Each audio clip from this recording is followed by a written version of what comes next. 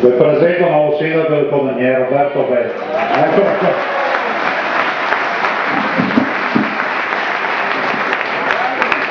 Sarà anche a piova, ma se buon tempo si vede dal mattino, bisogna che dà le carte in regola. Cos'è che un applauso? È tanto timido, Vieni qua, vieni qua. Ma Ciamaria è qua. Lì dopo scappo subito, devo andare a Roma, però Ciamaria è qua, anche la squadra di amici che quando io sostengo. Leonardo Muraro, presidente della provincia,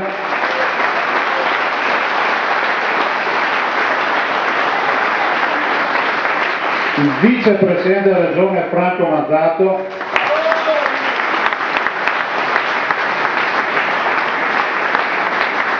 l'assessore regionale Flavio Silvestrini,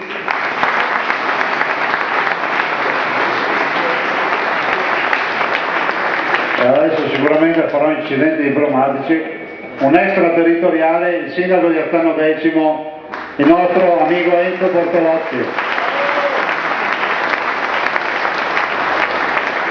E dopo tutti gli amministratori che vedo qua, Giannangelo Boff, sindaco di Tarzo, Bonet, sindaco di Godega Sant'Urbano, Tocquet, sindaco di Mareno, Speranzon, sindaco di Motta di Venezia, molti altri ancora, immagino dal pubblico che magari si alza la mano e li salutiamo. Comunque buona serata a tutti. Ma vedete, qualcuno può chiedersi per quale motivo sostenere Roberto Belli. Penso di poterlo dire tra tutti che Roberto lo conosce da sempre.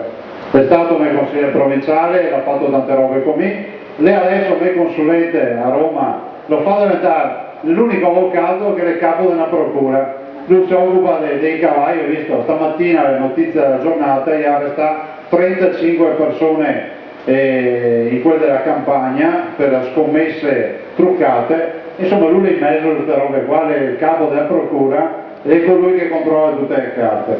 Roberto è una persona in gamba, Roberto è una persona che si dedica con amore al suo territorio, non a caso siamo qua tutti noi altri, però siccome si dice, a volte li cito, i gesuiti dicono che piuttosto che rassicurare i fedeli è meglio evangelizzare gli infedeli. Siccome mi vedo tanti sorrisi stasera, che sarà anche qualcuno che sarà mio a farsi un'idea, no? Ma perché votare bene? Cosa succede? Ma semplicemente per una roba, se qua qualcuno viene a fare stasera a farsi un'idea, ed è giusto che sia così, e mi invita lì tutti a parlare per chi è venuto a farsi un'idea, e sa benissimo che c'è una differenza sostanziale. E il sindaco Roberto Belli sarà il sindaco che non accetterà mai che venga tolto un crocifisso dalle nostre scuole elementari e scuole comunali.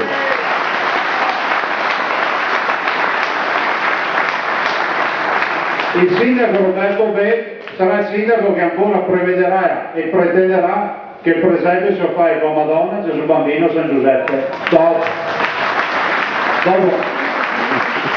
Per l'agricoltura che sarà anche il bue e l'asinello, mangiate carne e soprattutto il suino, per favore. €1 al chilo a quest'oggi, €1,066. Mangiate carne di maiale, non fa mai, non mai trovato vecchi morti a maiale portare, no. Allora, mangiate maiale. Ma questo è un applauso di solidarietà ai tanti allevatori, sono 160.000 allevatori che oggi salutiamo, anche il vicepresidente della provincia Floriano Zambon,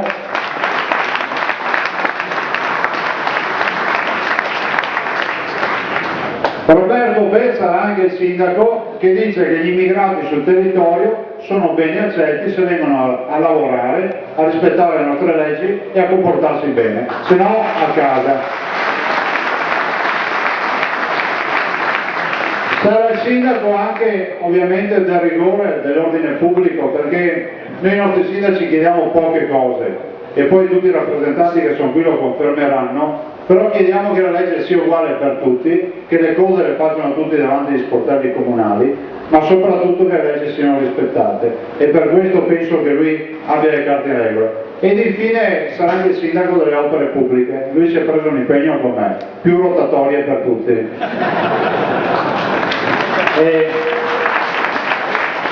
Beh, insomma, voi altri ne pensate, perché quando che a Codogniere fai un giro sull'incrocio, non è che devo andare tanto in giro, Via Giovanni Falcone 3/2, chiaro, no?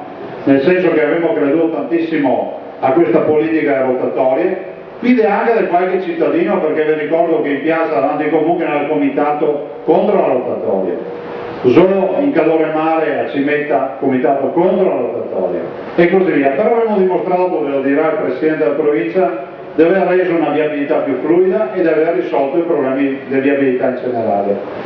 Roberto Be sarà anche, non so se è il prete, ma comunque sarà anche il sindaco che dirà che i musulmani vadano a pregare nelle moschee, a casa loro e non negli oratori del comune o negli oratori della parrocchia, convinti del fatto che le radici cristiane e cattoliche della nostra civiltà, della nostra comunità, non siano acqua ma siano storia vera, che porta la nostra comunità ad essere solidale, la solidarietà, la compassione, la disponibilità nei confronti del prossimo.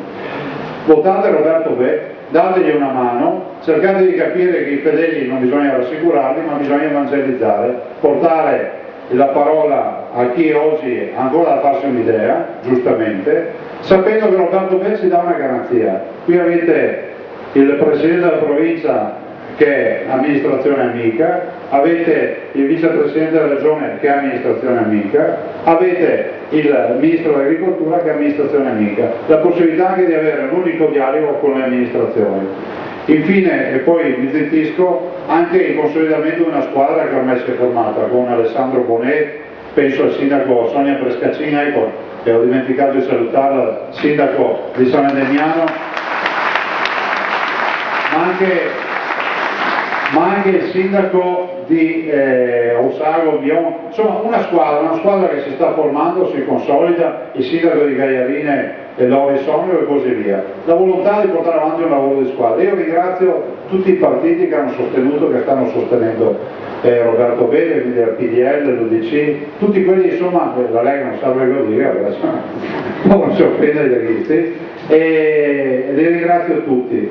Io sarò presente in questa campagna per quanto possibile, mi viene richiesto di girare un po' per le regioni, cercherò di andare, ma essere comunque vicino a Roberto che lo considera un fratello, per cui quando posso passerò. Adesso dovete scusarmi, devo andare via, ho l'aereo. Sapete che non è un momento facile per l'agricoltura esce da un casino e entra in un altro casino. Questa è la storia di un anno di Ministero dell'Agricoltura.